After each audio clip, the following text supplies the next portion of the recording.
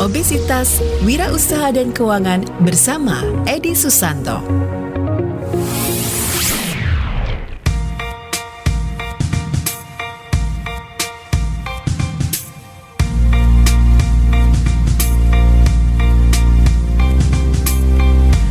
Sembilan 91.8 FM RDI Pandan Arah Semarang, lebih asik, lebih dahsyat. Halo. Ketemu lagi Sobat Edi ya. Di obesitas segmen kedua ini kita ngobrol-ngobrol tentang wirausaha, keuangan, apalagi ya Pak? Sikap mental kita. Terus? Kemudian seni dalam menghadapi masalah. Wah, ini ya, ada dan beragam kehidupan lain. Banyak sekali Sobat RDI ya. Tapi yang jelas tadi sempat dikutipkan itu seni apa Pak tadi? Seni merespon masalah. Seni merespon masalah. Kita banget ramaca bukunya ya. Seni merespon masalah ini. Sebelumnya kita tanya dulu, apa kabar nih Pak Edi hari ini? Powerful Mas Fatul. Lebih powerful ya Pak Yes. ya. Oke, insyaallah sehat. Buat Sobat Edi juga sehat hari ini ya. Nah, kemarin kita sudah ngebahas ada 4 bab ya Pak ya. Iya. Ada dari masalah itu indah, bukunya juga Sobat Edi bisa dapatkan. Kita sediakan juga, silakan aja. Harganya cuma Rp45.000. Bisa sampai ke tempat tinggal Sobat Edi. Caranya bagaimana? Silakan SMS ke RDI, nanti kita kasih tahu caranya ya.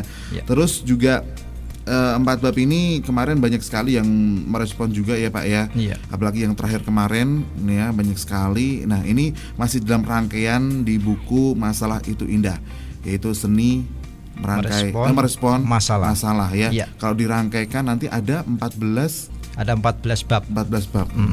Lama kan? Iya. Nah, ini dia. Okay. Oke Pak, kita pengen ulas kemarin dulu Pak, sedikit mungkin beberapa kemarin yang udah sempat dibahas dan bisa dicek di YouTube. Iya. Ya, untuk ulasan-ulasan kemarin, silakan Pak Edi. Ya, oke Sobat RDI dimanapun Anda berada ya. Jadi 3 pertemuan sebelumnya ya, kita sudah membahas tentang 4 bagaimana 4 pertemuan, ini pertemuan kelima ya. Ini 5 Pak. Oke. Jadi di 4 pertemuan sebelumnya kita sudah membahas bagaimana kita bisa menyambut masalah dengan kehangatan yang lekat. Kita sudah bisa ya meneropong sisi gaib masalah. Jadi selama ini kita jarang melihat bahwa masalah adalah sebuah peluang, sebuah pertumbuhan, sebuah hadiah. Nah, kemarin kita sudah sampaikan bagaimana kita bisa menemukan itu semua. Kemudian kita bisa ya melatih ya otot-otot dalam pikiran kita, otot-otot mental kita, bagaimana kita bisa menyambut masalah yang datang seperti sahabat yang lama tidak berjumpa. Betul banget. Nah, kemudian di pertemuan selanjutnya kita coba akan telusuri mengapa kok masalah itu bisa datang. Ya, kemudian kita sudah juga membahas tentang hadiah apa saja yang ada di balik masalah. Hadiah di balik masalah kemarin Pak ya ini ya. Yes. Nah, sekarang yang kelima kita akan ya bagaimana merespon masalah, atau kita akan belajar tentang seni merespon masalah. Ada kata-kata seni masalah itu kan ya, problem suatu masalah yang memang membuat kita nggak enak, kok bisa jadi seni Pak? Yes, karena di sini kan dibutuhkan kreativitas ya, agar masalah itu ketika datang bisa kita respon sehingga hasilnya bisa menjadi pengagung pribadi kita, hasilnya bisa menjadi pembesar pribadi kita. Ambil contoh yang sederhana ya. Jadi habis kemarin pemilihan legislatif ya, sama dengan tahun 2009 kemarin, banyak sekali caleg yang tidak terpilih stres. Ya, gila. Iya, macam-macam gitu. Datanya di Departemen Kesehatan RI itu sampai ribuan. Ya. Nah, di sini kita bersyukurnya apa? Bersyukurnya gini, ya Tuhan mencegah orang-orang yang memang belum waktunya atau tidak pantas untuk menjadi wakil rakyat ya, segera tidak dijadikan. Kenapa? Nah, sekarang ngatasi masalahnya sendiri aja nggak bisa, apalagi ngatasi masalah bangsa. Iya, udah gitu aja udah stres ya Pak ya. Baru nggak jadi aja udah stres. Dan nanti kalau nggak menang tender apa gimana, stres juga. Udah jadi ini malah stres, malah bahaya itu Pak ya. Dari situ kita akan belajar bagaimana sih merespon masalah ya, karena ketepatan respon adalah penentu. Ya, penentu bahwa nanti masalah itu akan membesarkan atau mengecilkan hidup Anda, akan memberhasilkan atau menggagalkan hidup Anda, akan menaikkan atau menurunkan kualitas hidup Anda. Jadi pembedanya ada di respon. Nah, nanti kita akan sampaikan ya, ada 3 macam respon dalam menghadapi masalah. Ya, ada yang menolak, ada yang menghindari, dan ada yang menyambut. Nah, nanti menolak, menghindari dan menyambut. Nah, nanti dari ketiga respon ini kita pelajari, jangan-jangan selama ini kita masuk kategori penolak masalah. Nah, atau jangan-jangan selama ini kita masuk kategori penghindari masalah. Ini Pak, ini yang paling banyak kita ojo ngono tong, ndak kena masalah loh. Nah itu menghindari masalah ya itu ya. Kemudian nanti tiga tipe tipe penolak masalah, penghindar masalah dan penyambut masalah itu aplikasinya apa dalam bisnis. Nah gitu. ini akan menjadi topik bahasan kita kali ini Mas Fatur. Ada kaitannya ternyata. Ada. Ya. Oke, nanti kita kupas lebih dalam lagi ya Sobat RDI. Yang pengen bertanya boleh silakan aja di 0817-333-918 dan di 0247455918. Mungkin agak keluar dari tema kita hari ini nggak apa-apa, atau mungkin masih ada berkutat mempunyai suatu masalah dan ingin dipecahkan ya, karena harus cerita sama siapa, nggak usah disebutkan namanya, nggak apa-apa ya, nanti biar nggak ketahuan itu siapa. Silakan aja 0817-333-918. Tapi setelah yang satu ini ya Sobat Edi, jangan kemana-mana. Obesitas, Wirausaha dan Keuangan bersama Edi Susanto.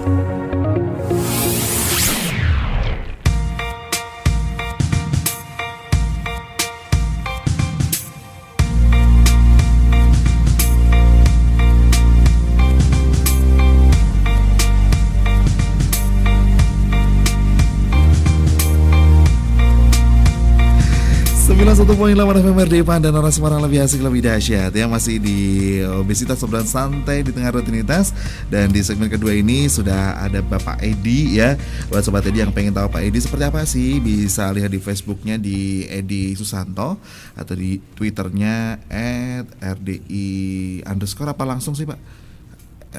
Edi Suginom gitu langsung. Ya langsung ya Pak ya. Ya. Baik, dan tadi kita sudah mengulas sedikit tentang ulasan minggu lalu ya, dan untuk minggu ini kita bakal ngobrol tentang seni merespon masalah. Ya. Nah, yang dimaksud dengan seni merespon masalah sendiri ini apa Pak? Kan seni berarti harus ada sesuatu yang berbeda dari merespon atau tanggapan masalah yang kita hadapi. Yes, oke. Jadi sebelum nanti kita masuk kepada tiga respon masalah, yaitu penolak masalah yang kita sebut loser, penghindar masalah kita sebut planner, dan penyambut masalah kita sebut eksekutor. Kita pahami dulu bahwa orang-orang yang saat ini kehidupannya itu jauh lebih besar dari kita, jauh lebih tinggi posisinya dari kita, itu bukan berarti mereka hidupnya selalu mudah.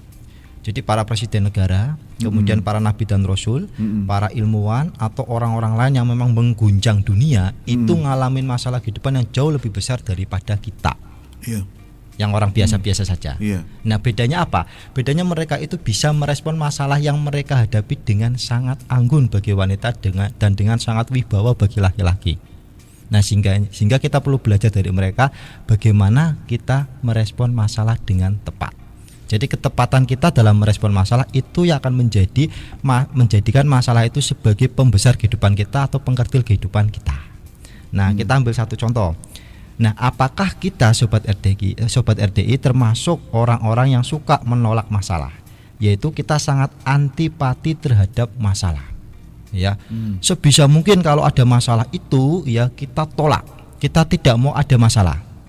Nah, ketika kita sudah berpikir bahwa kita sangat antipati terhadap masalah, maka kita akan membuat rencana sesempurna mungkin untuk mencegah timbulnya masalah. Akibatnya apa? Rencana ini nggak bisa dijalankan. Kalau pengen bisnisnya berhasil, karena nggak mau gagal, nggak mau rugi satu rupiah pun, ini para penolak masalah bikin rencana sedetail sesempurna mungkin. 1 minggu nggak selesai rencananya, masih dikoreksi lagi 1 bulan, 1 semester. Wah, rencananya sudah sempurna sekali, gitu. Sudah sempurna sekali, dijalankan kok susah. Iya, karena sudah sangat detail, sudah sangat sempurna dan sangat menghindari terjadinya sekecil apapun masalah. Nah, akibatnya apa? Kalau sudah tadi bikin rencana yang sudah sangat detail, sudah sangat sempurna, susah dijalankan, dia mengalami kesulitan untuk melakukan adaptasi atau perubahan. Padahal yang namanya zaman terus berubah. Betul. Ya, apakah itu kaitannya dengan kebijakan pemerintah, undang-undangnya sudah berbeda lagi, atau kecenderungan masyarakat ya sudah mulai suka yang ini daripada yang itu dan sebagainya.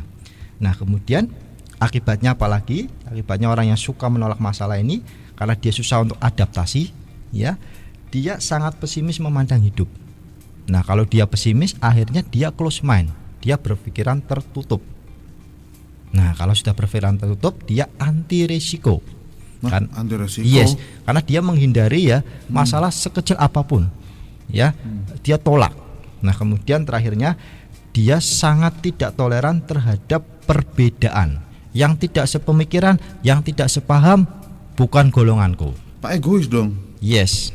Nah, ini hati-hati, kita masuk enggak ke dalam kategori penolak masalah dengan ciri-ciri tadi yang kita sebutkan, Mas Fatur. Mungkin beberapa banyak ada juga ya Pak ya. Mungkin ada juga kalau mungkin ada sebagian tadi yang paling ini ya, paling mengena banget kalau Fatur sih sering menemui tidak toleran itu tadi Pak. Tidak toleran. Atau Ya. mereka lebih egois dengan tidak, saya nggak mau tahu, pokoknya Ya. harus seperti ini, seperti ini. Itu Ya. bagaimana dengan orang-orang seperti itu Pak? Ya, jadi kita hati-hati sekali. Kadang kalau misalkan ada orang yang misalkan dalam hal agama terlalu fanatik, Ya, gitu fanatik ya. agama. Fanatik itu ternyata gini Mas Fatul, tidak hanya antar agama, tapi seagama pun ada yang fanatik. Bener Pak, iya Yalah. iya. Sampai dipecah-pecah ya itu Pak ya.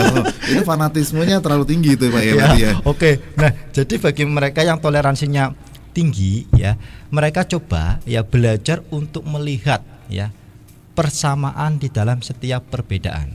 Laki-laki dan perempuan sama atau beda Mas Fatur? Beda Pak. Jelas beda. Sekarang kita cari yuk persamaannya laki-laki sama perempuan. Iya. Oke, jarinya berapaan Mas Fatur? Sama. Ya. Bukan, Daging sistem darahnya sama Mas Sama, Fatur? sama, Ya. sama. Ya, ternyata di dalam perbedaan tadi itu selalu ada persamaan. Samaan. Oke, biar tambah bingung Mas Fatur. Persamaannya bingung. gunung sama laut apa? Persamaan gunung sama laut. Yes. Apa ya? Waduh, neng dhuwur garam neng ngisor anu ya. Apa ya Pak? Sama-sama ada garam mungkin Pak bisa Pak. Kan ada gunung yang memproduksi garam Pak. Oh, ada. Ada ya. Ada mata air yang produksi garam di gunung ada Pak. Ya. Kuwi tok sithik tok Pak Ya, tapi. paling simpel gini ya, persamaan gunung sama laut adalah sama-sama ciptaan Tuhan. Ya. Nah, Satu, jadi lainnya Pak, lainnya itu baru satu. Ayo Pak, Nah, kejak mikir jadi gitu. gini ya, perbedaan agama, suku, bangsa, ras itu memang disengaja oleh Tuhan. Nah, kalau memang itu sudah disengaja oleh Tuhan ya, kenapa kita tidak toleran dengan perbedaan tadi? Itu yang eksplisit, yang kelihatan. Yang tidak kelihatan itu perbedaan pola pikir. Ya toh, perbedaan sikap, perbedaan ideologis ya. Nah, kita perlu pahami ini beda itu kenapa? Karena cara pandangnya itu berbeda. Jadi yang sekarang wira swasta itu jangan memandang sebelah mata atau bahkan merem sama yang karyawan. Ya, nah itu dia Pak. Nah itu tadi mereka tidak mau toleransi dengan karyawan gitu, walaupun Yes. memang sebenarnya juga ya sah-sah aja menurut kita. Yes. Ya. Padahal seorang entrepreneur yang jeli dia harusnya itu hormat sama karyawan. Kenapa? Kalau dia hormat sama karyawan, dia punya karyawan yang jago-jago. Iya, mereka lebih pintar ya, ternyata Iya, ya loh. Pak ya. Kayak yang diulas sama Pak Edi kemarin ya Pak ya. Coba tunjukkan kalau kamu memang ini ya kemarin tuh ya Pak ya. Iya. Bisa simak di YouTube juga. Itu salah satu contohnya juga itu Pak. Iya. Nah, ini kalau dari tadi yang tidak toleransi atau tidak toleran ya, pesimis dengan hidup ya Pak ya. Iya. Memandang hidup. Ini berarti orangnya nggak pede dong Pak, apa gimana? Yes. Jadi pesimis optimis itu produk dari pemikiran. Nah, pemikiran kita itu harus betul-betul dia fleksibel seperti air. Artinya begini, kalau hari ini berhasil tidak ada jaminan besok berhasil. Hari ini gagal tidak ada jaminan besok gagal. Kenapa? Karena kehidupan itu mengalir. Iya. Ingat, mengalir itu artinya ya dinamis, bukan terhanyut. Jadi Mas Fatur kelelep, terhanyut sama mengalir itu beda. Kalau mengalir itu Mas Fatur bisa mengikuti arus tetapi ada kontrol diri. Wah, ini arus ini kecomberan, nah stop saya mau balik ke sini. Ya, arus ini ke danau yang banyak buayanya. Saya itu mengalir. Pak. Nah, tapi kalau hanyut arusnya mengalir ke comberan, yuk ikut ke comberan. Arusnya mengalir ke danau yang banyak buayanya, yuk ikut ke Sana, danau buayanya. ya. Itu namanya hanyut. Nah, orang yang pesimis itu berarti orang yang lekat pada kondisi buruk yang dialami. Ya, padahal hidup itu mengalir, bukan hanyut loh. Iya. Mengalir itu artinya dinamis. Ya, bahwa keberhasilan hari ini tidak jaminan Anda besok berhasil. Kegagalan hari ini tidak jaminan besok Anda gagal. Berarti dengan istilahnya ambil kesempatan itu belum tentu besok ada kesempatan seperti itu juga gitu Pak. Artinya begini Mas Fatur, ya jadi yang namanya tugas manusia itu adalah berupaya. Tugas manusia adalah mencoba, sementara hasil adalah tugas Tuhan. Ya, menetapkan hasil adalah tugas Tuhan. Dan banyak sekali ya kebaikan-kebaikan hidup itu justru terbungkus dari hasil-hasil buruk yang kita alami. Itu hadiah ya itu Pak ya. Contohnya ya, jadi dulu ya Nabi Muhammad itu kan buta huruf. Ya toh, ditinggal meninggal bapak ibunya usia 6 tahun. Betul. Nah itu kan semua kan keburukan-keburukan hidup, tapi di dalam keburukan hidup tadi itu bisa membuka selubung kebaikan-kebaikan dari Tuhan yang memang ditutupi biar nggak kelihatan. Ya kita lihat Insinyur Soekarno itu sudah berapa kali ya dibuang, berapa kali di penjara. Thomas juga. Alva Edison itu sekolahnya itu dikembalikan sama gurunya. Oh ya Pak ya. Oh Ya, iya, itu cuma SD 3 bulan ya. Ngalamin kegagalan sampai 10.000 kurang 1. Paling gampang deh contoh Pak Edi ya. Kalau contoh kecilnya bisa nyebutin saya, itu contoh-contoh besarnya. Ya. Paling gampang Pak Edi ya. Nah, jadi artinya begini ya, katanya orang yang pesimis itu orang yang lekat pada keadaan susah yang sedang dialaminya, lekat pada kondisi buruk yang sedang dialaminya. Padahal yang namanya kondisi itu terus dipergilirkan, suka duka senang gembira, ya. Sehingga apa yang terjadi? Kita pastikan bahwa zona wilayah kita adalah wilayah upaya, wilayah kita adalah wilayah mencoba. Sementara Usaha wilayah Tuhan. hasil adalah Tuhan. Dan Tuhan itu selalu memberikan hasil yang terbaik. Walaupun hasil yang terbaik dari Tuhan itu rupanya ada 2, hasil yang buruk dan hasil yang baik. Hasil yang buruk biasanya kegagalan atau kekalahan, hasil yang baik itu biasanya berupa keberhasilan atau kemenangan. Tapi keduanya adalah hasil yang terbaik. Kenapa? Karena ketika meresponnya tepat, kekalahan kemudian kegagalan itu justru bisa menjadi awal dari keberhasilan yang jauh lebih besar daripada keberhasilan yang kecil. Betul banget. Itu, Mas Jadi kalau Fatul. kita dapat kegagalan, berarti kita diberikan cara untuk lebih baik lagi memecahkan suatu masalah lagi, Good. Pak ya. Jadi kalau misalkan kita seorang entrepreneur, kita bangkrut, kita bersyukur. Bersyukurnya kenapa? Karena kita sudah tahu ya teknik-teknik bangkrut yang efektif. Sehingga nanti kalau kita bikin usaha lagi, tekniknya nggak dipakai, bangkrut dong. Masa mau mengulang lagi ya Pak Nah, ya? iya, Gitu, itu. ya. Atau kita sudah bisa mengenali sinyal-sinyal kebangkrutan jauh-jauh hari. Kenapa? Karena pernah bangkrut. Iya, jadi kita sudah bukan menghindari, tapi kita udah tahu caranya gitu ya Pak ya. Yes. Kita cari jalan lain, tidak seperti jalan yang kemarin yang telah membangkrutkan kita. Seperti Betul, itu. yes. Oke, waduh bagus banget ya. Mungkin Sobat Edi yang pengen bertanya silakan aja di 0817-333-918 punya masalah apa. Kita masih ngebahas tentang masalah itu indah ya di satu buku yang ditulis sama Pak Edi sendiri dan sudah terbit sekitar 3 mingguan yang lalu ya Pak ya, 3 mingguan yang lalu, dan dia juga sudah ada bukunya. Silakan aja yang mau pesan, mau beli silakan, cuma Rp45.000 saja ya. Oke, ini kayaknya ada yang bertanya ya on air ya. Silakan Fatur buka kesempatannya. Ada siapa nih? Halo, selamat siang. Assalamualaikum. Waalaikumsalam. RDI Terima Pandanal kasih, Semarang. Pak RDI Pandanal Semarang. Edi. Lebih asik, lebih dahsyat. Iya, dengan siapakah di mana? Dengan Bu Ruli. Bu Ruli. Oh, Bu Ruli, apa kabar Ibu? Alhamdulillah baik. Alhamdulillah. Gimana kabarnya? Alhamdulillah powerful Ibu. Iya, giginya dipasang dulu Bu ya. Apanya? Giginya dipasang dulu. Sopo. Iya, itu tadi katanya copot. Alah dirimu. Bu Mas mau Edi. Dalam, Ibu. mau bertanya apa nih? Itu loh Mas Fatur tuh ulang tahun loh. Iya, Apa? tadi sudah saya ucapkan. Ngapain sih? Itu udah setahun yang lalu. Ya, sampai manggil pengajian loh, aku diundang. Ih, dah iya. Akhirnya malah gosip mau tanya apa nih? Ya. Selamat ultah dulu ya. Ya, terima kasih. Semoga berkah usia, berkah rezeki. Tetap Amin. iman Islam. Amin, Mbah. Heeh. Mbak Buyut. Apa Bu ini tanyanya? Ya, Mas Edi. Dalam Bu. Sekarang itu kan banyak bisnis ya, baik melalui online ataupun yang biasa kita hadapi sehari-hari. Tetapi kalau yang lewat online itu kebanyakan tuh kok bosenan gitu loh Mas Edi. Bosanan Bu ya. Iya, terus nggak langgeng, nggak bisa langgeng gitu loh. Itu hanya sesaat aja. Jadi kalau punya apa terus langsung ini lewat online, tapi ya hanya gitu-gitu aja. Kalau menurut Mas Edi gimana? Kalau menurut saya itu Ini pengalamannya Bu Ruli ya. ya saya juga bosenan sih kalau nggak kayak telaten kali kalau di rumah itu banyak saingan Mas.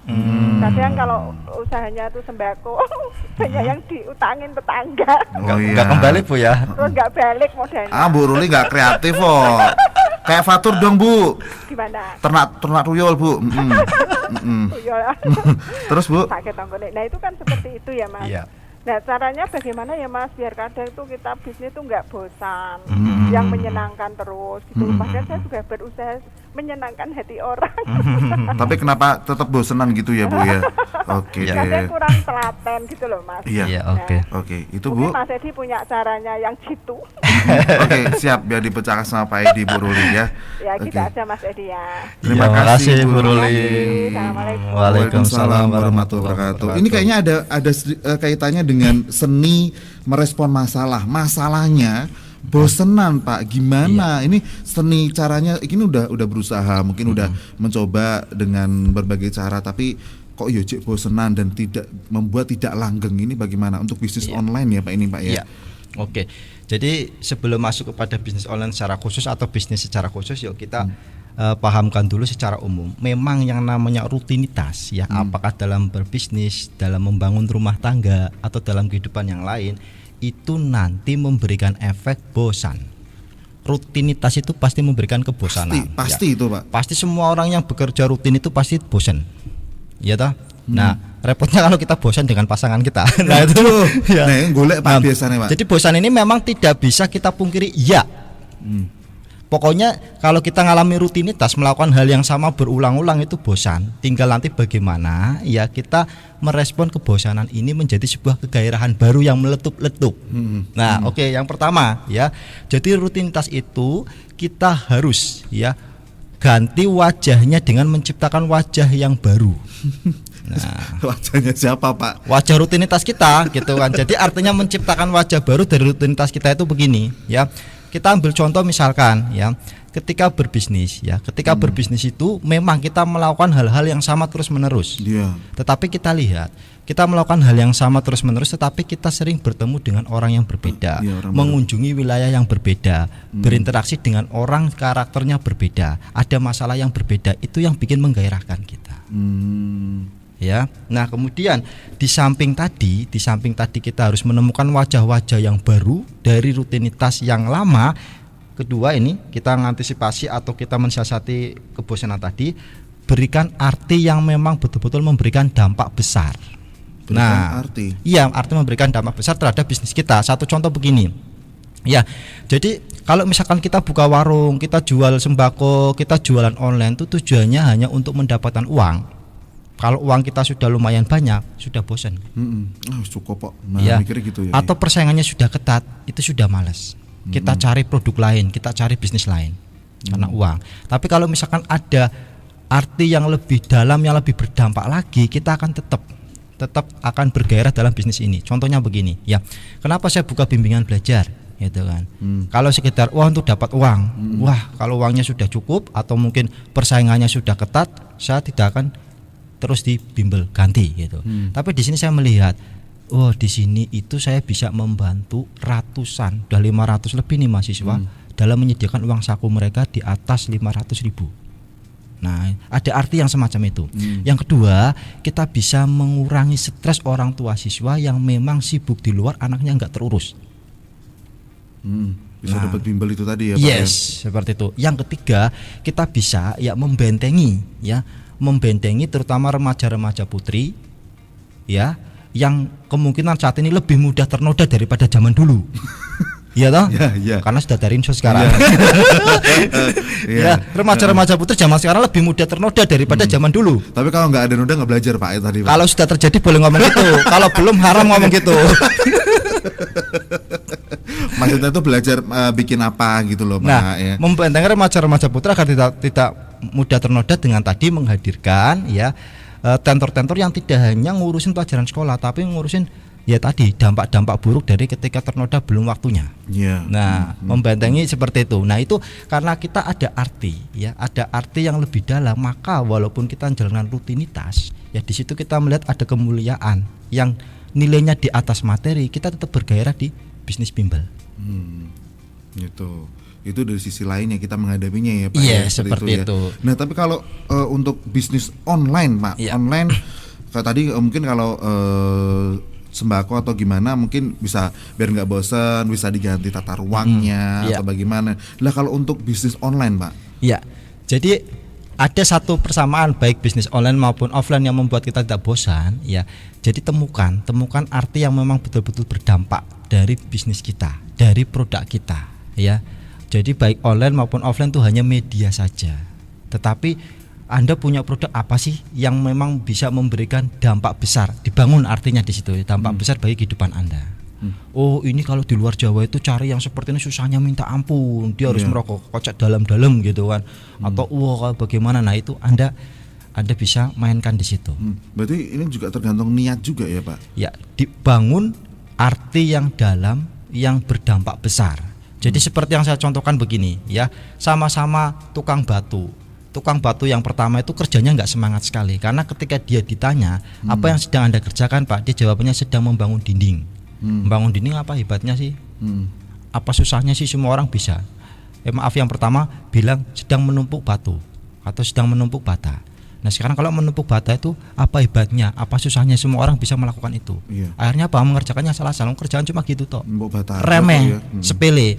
Tapi tukang batu yang kedua ditanya apa yang sedang Anda kerjakan Pak, lumayan semangat dia jawab, saya sedang membangun dinding. Tidak semua orang bisa membangun dinding. Mungkin Mas Fatur bisa numpuk bata, tapi ketika diplester meletot-meletot. Ya, Pak. Gitu kan. Nah yang bayari Pak, Pak. Nah yang ketiga itu semangat sekali, apa yang sedang Anda kerjakan Pak, saya sedang membangun Tuhan yang akan dipadati ribuan jemaah. Wah keren, tidak semua orang bisa membangun rumah Tuhan loh. Gitu. Nah, jadi cara pandangnya sendiri berbeda betul. Ya. Kerjaannya sama, tapi coba bangun arti yang betul-betul berdampak besar bagi kehidupan Anda, memberikan kemuliaan bagi kehidupan Anda. Sehingga ini loh, ini tuh saya ini seperti ini itu ibadah. Ini saya seperti ini itu tujuannya itu tadi ya berbisnis dengan Tuhan. Ya karena apa? Karena ya tentunya Tuhan tidak perlu repot-repot melayani masyarakat yang di luar Jawa yang terpencil sana itu dengan memberikan produk yang mereka butuhkan, harus lewat saya dong. Nah seperti itu. Jadi kebosanan tadi bisa dicegah satu dengan tadi ya membangun rupa-rupa baru dalam aktivitas yang sudah monoton. Yang kedua kita membangun arti yang betul-betul mendalam dan berdampak besar bagi kehidupan kita. Betul. Dua itu berarti Pak ya tadi ya, harus mengubah wajah-wajah dengan wajah baru ya. Nggak ngerti wajah apaan gitu ya. Oke, yang pengen bertanya lagi boleh nanti ya, tapi nanti Sobat Edi. Soalnya Pak Tur harus menunaikan tugas dulu nih. Yang pengen bertanya boleh di 0817 333 918 dan juga di 024745 918. Tapi setelah yang satu ini jangan kemana-mana. RDI, lebih asik, lebih dahsyat. Obesitas, Wirausaha dan Keuangan bersama Edi Susanto.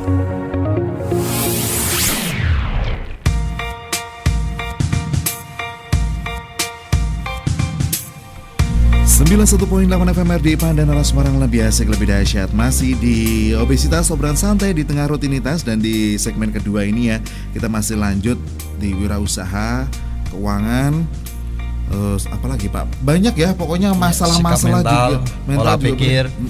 Yang pengen dipecahkan masalahnya juga boleh. Karena apa? Karena tema kita hari ini masih berkutat di bukunya Pak Edi, yaitu Masalah Itu Indah. Ya, bukan indah bermasalah ya. Dan ini kita sudah sampai di bab 5, yaitu seni merespon masalah. Ini Pak ada yang tanya, walaupun agak sedikit keluar dari tema kita ya. Ini kayaknya pertanyaan yang dijawab sendiri ya. Ini ada Assalamualaikum Pak, membahas tentang egois. Ini mau tanya ke Pak Edi, kalau misalkan ada seseorang yang gila hormat, sombong dan sok kaya sendiri, itu tandanya apakah menjatuhkan harga dirinya sendiri toh Pak? Kan ada pepatah yang mengatakan barang siapa menabur keangkuhan dan kesombongan pasti akan menuai kehinaan pada dirinya sendiri. Menurut Pak Edi bagaimana? Ya, ini mau dijelaskan dari Pak Edi biar kita ini lebih jelas dan sadar diri gitu. Pengen diperjelas lagi tuh pengen dijawab ya Pak ya. Dari Mbak Dita di Kudus. Mbak Dita, oke, setuju Mbak Dita ya. Jadi dalam kehidupan ini ada prinsip yang dalam hukum fisika disebut aksi reaksi. Ya, kemudian dalam hasanah budaya Jawa kita ngunduh wohing pakarti. Ya, kemudian kalau dalam ajaran Hindu ada hukum karma. Ya, kemudian kalau dalam ajaran Islam ada mansaro'ah hasoda. Kalau dalam budaya bangsa kita ada siapa yang menanam ia akan memanen. Ya, jadi kita tidak bisa lepas dari akibat perbuatan kita. Bisa perbuatan kita dibalas segera, ya, atau bisa dibalas nanti. Jadi kalau kita meninggikan kita, kalau kita meninggikan orang lain maka kita akan ditinggikan. Kalau kita merendahkan orang lain maka kita akan direndahkan. Kalau kita mengkayakan orang lain kita akan dikayakan. Kalau kita menyusahkan orang lain, kita akan disusahkan. Hukumnya selalu begitu, ya. Jadi tidak ada hubungannya dengan orang lain. Kalau kita melakukan sebuah perbuatan atau aksi, hubungannya adalah kita sendiri sebagai pelaku aksi tadi dengan Tuhan.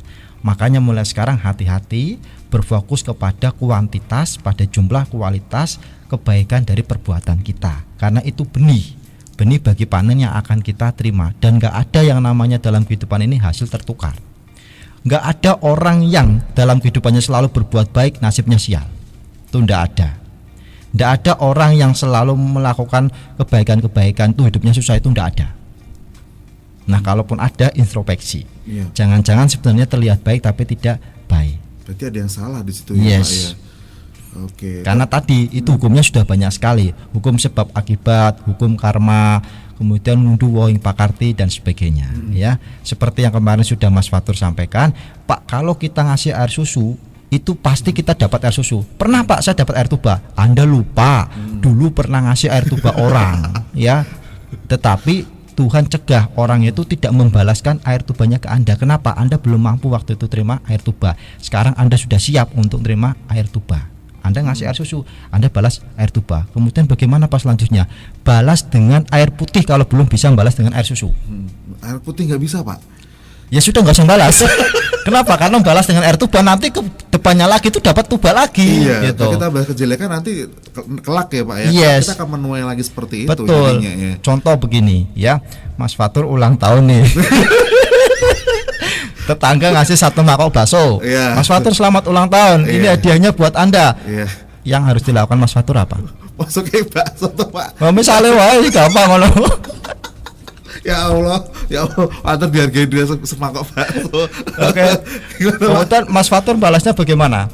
Terima kasih gitu. Iya, terima toh. kasih, iya. Boleh seperti itu. Ya berarti nanti ya si pemberi bakso ini ya kapan waktunya dia akan menerima ya pemberian senilai semangkok bakso. Apa benar-benar terima bakso, apa benar-benar terima Bentuk uang lain. jatuh 10.000 atau bisa terhindarkan dan sebagainya itu, atau nanti diakumulasi dengan pemberian-pemberian lain yang belum dia dapatkan balasannya. Tiba-tiba dapat semblono gede gitu Yes. ya, Pak ya. Lah, Mas Fatur bisa mengatakan terima kasih. Nah, atau Mas Fatur bisa membalikan atau mengembalikan dengan semangkok soto yang harganya sama, misal 10.000. Atau biar Mas Fatur ya nantinya itu beruntung punya hoki, kembalikan dengan 2 porsi ayam bakar. Wah, gitu. Nah, kalau apa? Kalau ada selisih ini, ada selisih positif di Mas Fatur. Nah, artinya di sini ya, kalau kita membalas, balaslah dengan yang lebih baik. Balaslah dengan yang lebih baik. Lebih baik, apakah itu karena lebih mahal, lebih besar porsinya, tapi lebih baik. Begitu juga dengan sikap ya, Pak ya. Atau sama. Atau kalau tidak bisa membalas yang lebih baik atau sama, ya sudah diam, jangan membalas dengan keburukan atau yang lebih jelek. Nah, itu tadi Mbak Dita. Ya, penjelasannya. Tapi kalau untuk ini Pak, untuk sikap ya menghadapi orang seperti itu, berarti kita tetap baik sama dia gitu Yes, aja ya, betul. Pak ya. Walaupun dia mungkin merendahkan kita bagaimanapun itu, ya kita tetap baik karena niat kita memang baik seperti Iya. itu. Nah, satu contoh begini ya. Kalau orang yang masih jomblo nih. Nah, jomblo itu karena dia naksir seorang gadis. Ya dia berbuat baik sama gadis, suka nganterin kemana-mana, suka traktir, suka minjemin apa-apa yang dia butuhkan. Nah, ini hati-hati ya. Nah, yang dia pastikan begini, bahwa kebaikan dia pada sang gadis itu akan berbuah manis. Berbuah manisnya, ternyata saya nembak kok ditolak, Pak. Bohong dong Pak Edi ngomong kebaikan dia itu berbuat manis. Iya, kenapa? Karena Anda melekatkan hasil itu harus berupa dia nerima cinta Anda, tidak gitu. Tidak. Itu berbuah manisnya itu kenapa Tuhan tahu gadis ini nggak baik buat Anda. Kalau udah jadi istri Anda ternyata dia mandul. Atau mungkin ternyata cuma morotin aja Good. bagaimana gitu Ya. ya. Nah, perbuatan baik Anda itu dibaca sama gadis lain. Wah, ini kok cowok kok bisa baik banget kayak gitu ya. Sama cewek lain yang nanti akan jadi istri Anda yang sangat setia, yang sangat sayang dan ternyata luar biasa. Dan ternyata tidak pernah diberi itu ya, Pak. Iya. Gitu. Nah, seperti itu ya, untuk Oke. jomblo ini. Oke, baik Sobat Edikit, waktu mau jalan dulu sebentar aja ya. Maaf banget kepotong, tapi nggak usah khawatir. Nanti kita bakal baik lagi ya. Jangan kemana-mana, tetap di sini di 91.8 FM. RDI, lebih asik, lebih dahsyat. Obesitas, Wirausaha dan Keuangan bersama Edi Susanto.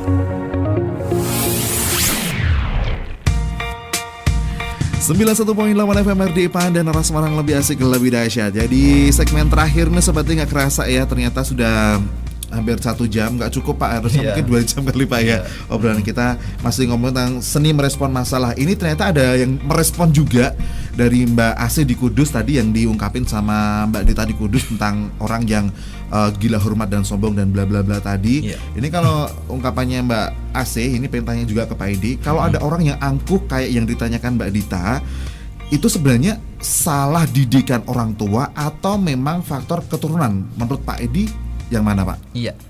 Jadi perilaku negatif ya, apakah tadi egois, angkuh, sombong dan sebagainya, itu memang banyak faktor ya, banyak faktor yang bisa menjadikan kita bersikap seperti itu ya.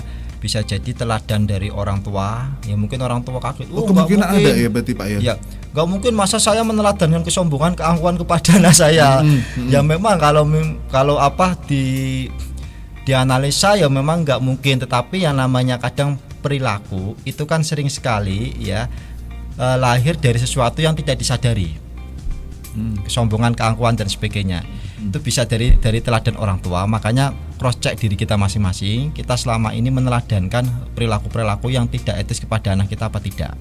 Kalau memang kita ngajak diri kita susah, kita tanya sama tetangga ya, atau paling tidak berani tanya sama kompetitor atau orang yang gak suka sama kita. Yang gak suka sama kita? Ya, ya. Jadi sebenarnya musuh-musuh kita itu orang yang paling objektif di dalam menyampaikan kekurangan kita. Kalau sahabat kita gak risih, sahabat kita gak risih. Gak enak. Tapi gitu kalau musuh kita tajam sekali. Kamu baru nyadar ya selama ini sombong kayak gitu. Itu musuh kita kan bilangnya gitu.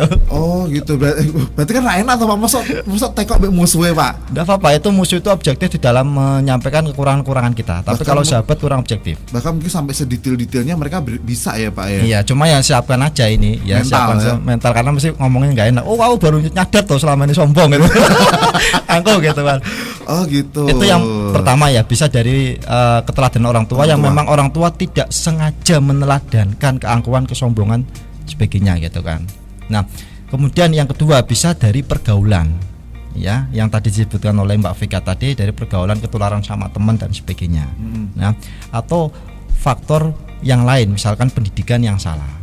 Nah, tetapi pada prinsipnya semua faktor tadi yang mempengaruhi perilaku kita itu akan berbalik kepada kita ketika kita dewasa. Nah, ketika kita dewasa, kita ambil tanggung jawab 100%. Perilaku yang saya lakukan, positif atau negatif, itu saya yang melakukan, tanggung jawab saya. Nah, ketika sudah seperti itu, pernah melakukan perilaku negatif, mendapatkan hasil yang buruk. Oke, ambil keputusan, mau saya lanjutkan atau berhenti, ganti dengan perilaku yang baik. Jadi di sini daripada Mbak Asih ya, kita cari tahu siapa sih yang menyumbangkan kepada kita ya perilaku negatif. Mulai sekarang cut. Ini perilaku saya sendiri, saya akan yang mendapatkan akibatnya. Ketika akibatnya tidak enak, saya akan ganti perilaku saya menjadi lebih baik. Ambil tanggung jawab 100%. Oh gitu. Tapi tadi yang perlu digarisbawahi ya, foto juga baru nggak juga ini ya. Tanyakan pada musuh kita gitu. Benar, tapi itu kan jadi ini ya, jadi apa? Jadi tahu lebih detail lagi kita tuh kurangnya seperti apa sih atau gimana gitu ya Pak. Musuh itu detail loh, musuh itu detail di dalam mengamati kekurangan kelemahan kita. Kenapa? Karena musuh mau menjatuhkan kita. Ya. Bahkan kadang musuh itu lebih intens memikirkan, memperhatikan kita daripada diri kita sendiri. Betul, sampai detail pun karena dikritik di apa itu ya Pak ya. Oke, itu ya. Terus juga ini ada Mbak Tati di Pedungan ya. Ini seorang ibu rumah mungkin hanya bisa mengandalkan gaji dari sang suami ya. Gimana caranya agar uang yang disimpan Mbak Tati, istilahnya kayak kalau rumah tangga uang mati gitu ya Pak ya. Uang mati ini nggak keluar ya, dan berusaha punya tabungan sendiri atau uang mati tersebut. Pengen banget uangnya ini nggak keluar, tapi ternyata ujung-ujungnya pasti keluar juga, apalagi pas anak merengek minta sesuatu. Ini cara untuk menabung ya, gimana ini Pak? Oke. Jadi yang pertama ya, walaupun ibu rumah tangga mulai sekarang gembok-gembok pikirannya itu harus dibuka ya, bukan berarti ibu rumah tangga itu tidak bisa menghasilkan uang. Ini gemboknya harus dibuka dulu ya. Bukan berarti ibu rumah tangga itu hanya bisa ngurusin dapur, sumur dan kasur. Iya, ya. Benar. Mungkin kalau sekarang sudah nggak kasur lagi, pakai spring bed, sumurnya sudah nggak ada lagi, ganti pompa air. Ngurusin apa lagi kan, banyak anggurnya gitu kan.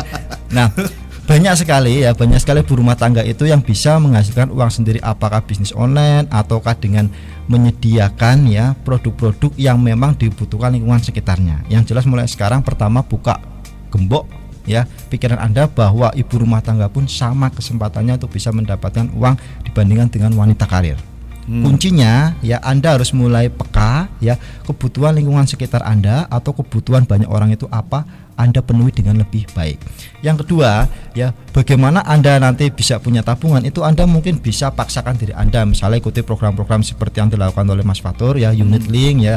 Anda punya tabungan berapa yang nanti secara otomatis setiap bulannya akan langsung dimutasikan atau akan di auto debit ya ke bentuk apa, tabungan apa, itu juga bisa ya. Atau ya sisa uang Anda itu bisa dijadikan modal ya, modal bagi bisnisnya orang lain ya, sehingga Anda nggak bisa ngambil itu karena udah diputar sama orang lain untuk bisnis itu.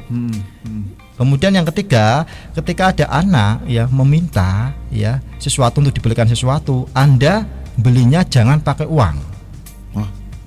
Beli pakai uang dong, Pak? Ya, misalkan minta dibelikan mainan apa, minta dibelikan tulus apa, jangan dibelikan pakai uang yang mau ditabung tadi, tapi belikan dengan tenaga. Ya sebentar ya nak ya. Harga ini apa PS berapa Mas harga PS? 1,2 Pak. 1,2. Ya. Oke ya sudah. Ini harga PS 1,2. Ibu tak kulaan ini dulu ya. Kulaan apa? Buah ke mana gitu, nanti tak jual ke kota begitu. Yo kamu ikut gitu. Dan seperti itu gitu kan, nanti hasilnya buat beli PS. Swift banget Pak. Ya itu pendidik anak dan uangnya itu gak kepake gitu loh. Swift banget. Swift Pak. Ya kalau misalkan lo mintanya PS 1,2 atau mintanya apa lo minta apa dan sebagainya. Anaknya juga diajak untuk menghasilkan uang seperti itu. Dia aja biar tahu gitu ya Pak. Iya, minta beli HP 500. Oke, yuk kita cari bahan apa, di sana itu ada yang membutuhkan ini, yuk kita cari, yuk kita jual ke sana. Itu nanti hasilnya bisa buat beli handphone, bisa buat beli laptop dan sebagainya. Atau mungkin kalau ibu rumah tangga paling gampang mungkin pengen beli apa, yuk bantu ibu, yuk bikin kue. Bisa seperti itu. Itu di rumah kan si anak juga bisa edukasi dengan bikin kue, ibunya juga bisa produksi kue itu dan dijual titip atau gimana seperti itu ya Pak ya. Oke, baik. Nanti kalau anaknya pikirannya instan kok ribet ya, ini nggak minta lagi. Oke, terus ini juga ada Mbak Kusnul ya yang Oh ya, ini masuk. Kok baru masuk ya? Iya, ditanyain Pak Edi Mbak Kusnul ya. Kalau Mbak Kus katanya aku kok belum pernah ketemu orang sombong dan angkuh gitu ya. Yang salah siapa Tur? Aku yang rakmu dengan atau mereka yang piye mbah pedot iki ya. Ya itu sebenarnya juga tinggal kita cara pandangnya kita ya Pak ya, melihat orang itu sombong atau tidak ya Pak ya. Iya.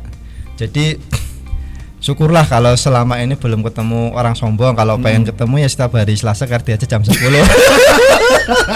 Tapi sombongnya memang positif ya, itu menyemangati kita untuk lebih maju lagi seperti itu. Oke, Pak, ini kayak emangnya untuk seni merespon masalah bersambung berarti ya. Belum bisa kelar, mohon maaf banget ya Pak ya. Mungkin insyaallah minggu depan kita coba ulas lagi karena kita tadi baru memberikan jabaran sedikit untuk kulitnya, yaitu menolak, menghindar dan juga menyambut dari masalah ini ya. Bagaimananya belum terlalu dalam, nanti insyaallah minggu depan kita lebih dalam lagi gitu aja. Pak, mungkin ada yang mau disampaikan dahulu untuk sebelum hari ini. Oke, Sobat RDI dimanapun Anda berada, sekali lagi kita tekankan bahwa yang menjadi keberhasilan hidup kita nantinya bukan masalah yang datang pada kita atau kita terbebas dari masalah, tapi ingat, ketepatan respon kita di dalam menghadapi masalah itulah penentunya. Ketepatannya ya Pak ya. Oke, baik, terima kasih banget Pak Edi. Moga aja bermanfaat ya Sobat RDI. Pasti dong. Fatur aja baru tahu beberapa juga. Wah, kayak contoh musuh. Yang nggak tanya aja sama yang orang nggak suka sama kita ya, kenapa sih nggak suka sama kita. Nah itu bisa untuk introspeksi diri ternyata Sobat RDI. Baik, dan habis ini jangan kemana-mana karena Fatur masih menemani Sobat RDI semuanya di acara yang berbeda pastinya. Langsung aja Fatur pamit dengan mengucap wassalamualaikum warahmatullahi wabarakatuh. Terima kasih Indonesia.